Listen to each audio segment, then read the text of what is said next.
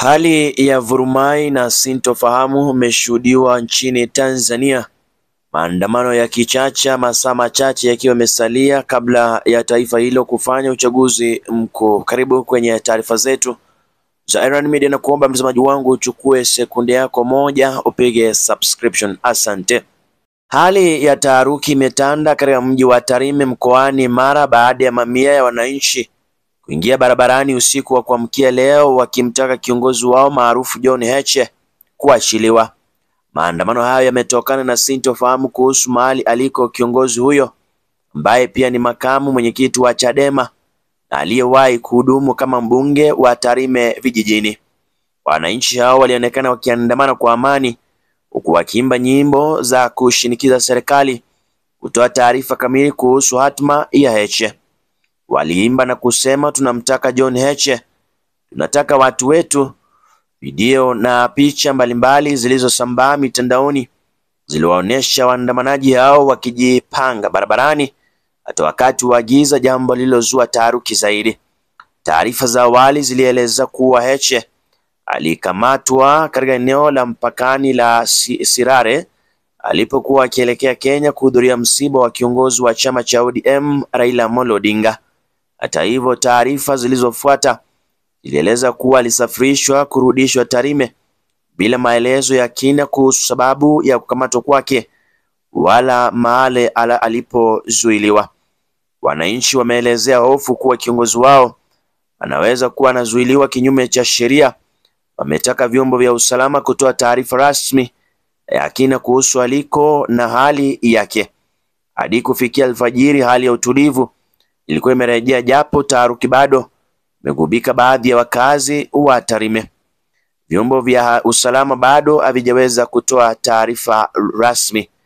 Mtazamaji wangu, haya yanajiri pindi tu masaa machache yakiwa yamesalia kabla taifa la Tanzania kuweza kufanya uchaguzi mkuu wa kuwachagua madiwani wa bunge na vilevile rais, huku kukiwa na mipango mizima ya vijana wa vuguvugu la Gen Z kufanya maandamano hapo kesho ya kupinga kudidimia kwa demokrasia nchini Tanzania, uongozi wa kimabavu kutoka kwa serikali tawala ya Mama Samia Suluhu na vilevile kunyimwa haki za kiraia.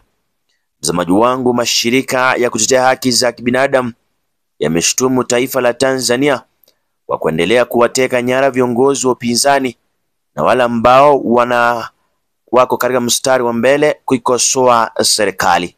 Hadi hivi sasa tunavyozungumza, kiongozi wa chama cha Chadema namzungumzia Tundu Lissu ameendelea kuzuiliwa na serikali ya Mama Suluhu akituhumiwa kwa kosa la uhaini, na vilevile sasa wanaharakati kutoka taifa hilo wamewaomba wananchi na wafuasi wote wa chama hicho cha Chadema kususia uchaguzi mkuu utakaofanyika hapo kesho. Vijana na kundi la Gen Z wakihamasishana kupitia mitandao ya kijamii Facebook, Twitter, Instagram na TikTok kwamba hapo kesho itakuwa ni holiday, na taifa la Tanzania litumia fursa hiyo nzuri kujikomboa kutoka kwa utawala wa kimabavu, utawala ambao unahujumu haki za kiraia.